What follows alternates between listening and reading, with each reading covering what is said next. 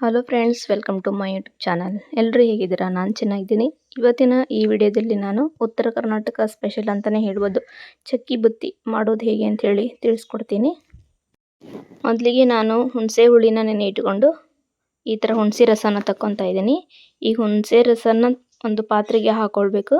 ಅದರಲ್ಲಿ ಯಾವುದೇ ರೀತಿಯಾಗಿ ಹುಣಸೆ ಹಣ್ಣು ಉಳಿದಿರಬಾರ್ದು, ಆ ರೀತಿಯಾಗಿ ಚೆನ್ನಾಗಿ ತಗೋಬೇಕು. ಅದಕ್ಕೆ ಸ್ವಲ್ಪ ಉಪ್ಪು, 2 ಚಮಚ ಉಪ್ಪನ್ನು ಹಾಕ್ಕೊಂಡಿದ್ದೀನಿ. ಮತ್ತು ಸ್ವಲ್ಪ ಹುಳಿ ಕಡಿಮೆ ಆಗಬೇಕಂತೇಳಿ ಸ್ವಲ್ಪ ಬೆಲ್ಲವನ್ನು ಸೇರಿಸಿ ಏನು ಮಾಡ್ತೀನಪ್ಪ ಅಂದ್ರೆ ಅದು ಸ್ವಲ್ಪ ತಿಕ್ ಆಗಬೇಕು. ಅಲ್ಲಿವರೆಗೂ ಏನು ಮಾಡ್ತೀನಿ ಅಂದ್ರೆ ಗ್ಯಾಸ್ ಮೇಲೆ ಇಟ್ಟಿದ್ದನ್ನು ಬಿಸಿ ಮಾಡ್ಕೊತಾ ಇದ್ದೀನಿ.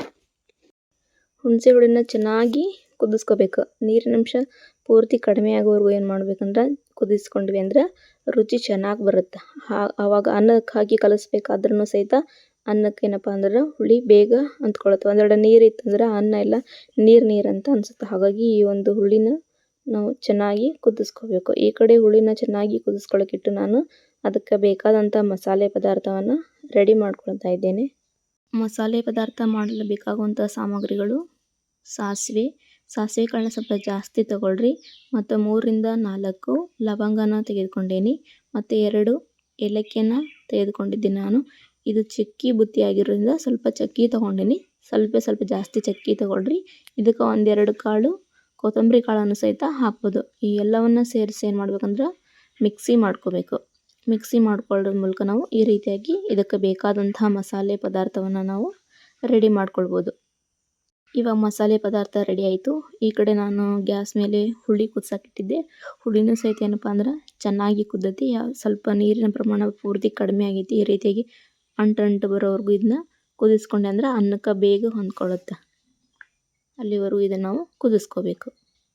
ಮಸಾಲೆ ಪದಾರ್ಥ ಮತ್ತು ಹುಳಿಯನ್ನು ರೆಡಿ ಮಾಡ್ಕೊಂಡ್ಮೇಲೆ ಅನ್ನಕ್ಕೆ ಹಾಕಬೇಕು. ನಾನು ಇಲ್ಲಿ ಮೊದಲೇ ಅನ್ನವನ್ನು ಮಾಡಿಟ್ಕೊಂಡಿದ್ದೆ. ಈ ಅನ್ನಕ್ಕೆ ಏನಪ್ಪ ಅಂದ್ರೆ ಫಸ್ಟಿಗೆ ಏನು ಮಾಡಬೇಕಂದ್ರೆ ಹುಳಿ ಹಾಕಿ ಈ ಅನ್ನದ ಜೊತೆಗೆ ಚೆನ್ನಾಗಿ ಬೆರೆಸ್ಬೇಕು.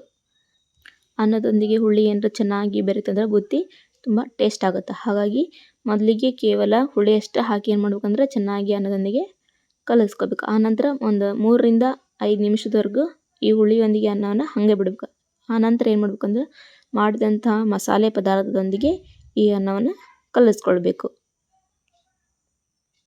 ನೋಡಿ, ಈ ರೀತಿಯಾಗಿ ಹುಳಿ ಮತ್ತು ಮಸಾಲೆ ಪದಾರ್ಥವನ್ನು ಮೊದಲೇ ಕಲಿಸ್ಕೋಬೇಕು.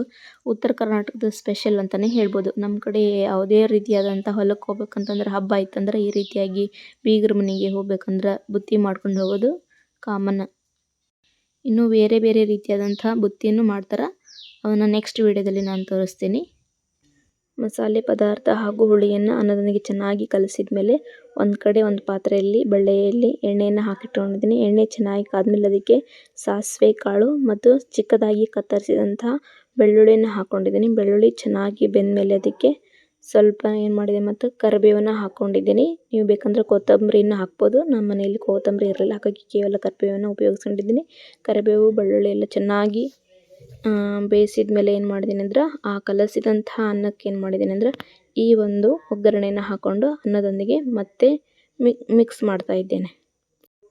ನಾನಿಲ್ಲಿ ಯಾವುದೇ ರೀತಿಯಾಗಿ ಉಪ್ಪನ್ನು ಬೆಳೆಸಿಲ್ಲ. ಯಾಕಪ್ಪ ಅಂದ್ರೆ ಅನ್ನ ಮಾಡಬೇಕಾದ್ರೆ ಅನ್ನಕ್ಕೆ ಉಪ್ಪನ್ನು ಹಾಕಿದ್ದೆ. ಹಾಗಾಗಿ ಯಾವುದೇ ರೀತಿಯಾಗಿ ಉಪ್ಪನ್ನು ಹಾಕಿಲ್ಲ. ನೀವು ಅನ್ನಕ್ಕೆ ಏನಾದರೂ ಉಪ್ಪು ಹಾಕಿಲ್ಲ ಅಂದರೆ ಈ ಒಗ್ಗರಣೆ ಮಾಡಬೇಕಾದ್ರೆ ಉಪ್ಪನ್ನು ಹಾಕ್ಕೊಳ್ಬೋದು. ಈ ರೀತಿಯಾಗಿ ಮಾಡಿದಂಥ ಒಗ್ಗರಣೆಯನ್ನು ಇವಾಗೊಂದು ಮೊದಲೇ ಕಲಸಿಟ್ಟಂಥ ಅನ್ನಕ್ಕೆ ಚೆನ್ನಾಗಿ ಕಲಿಸ್ಬೇಕು. ಈ ರೀತಿಯಾಗಿ ನಾವು ಸುಲಭವಾಗಿ ಮನೆಯಲ್ಲಿ ಚಕ್ಕಿ ಬುತ್ತಿಯನ್ನು ರೆಡಿ ಮಾಡ್ಬೋದು.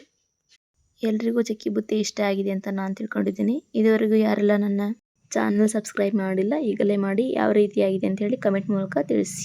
ಎಲ್ರಿಗೂ ಧನ್ಯವಾದಗಳು.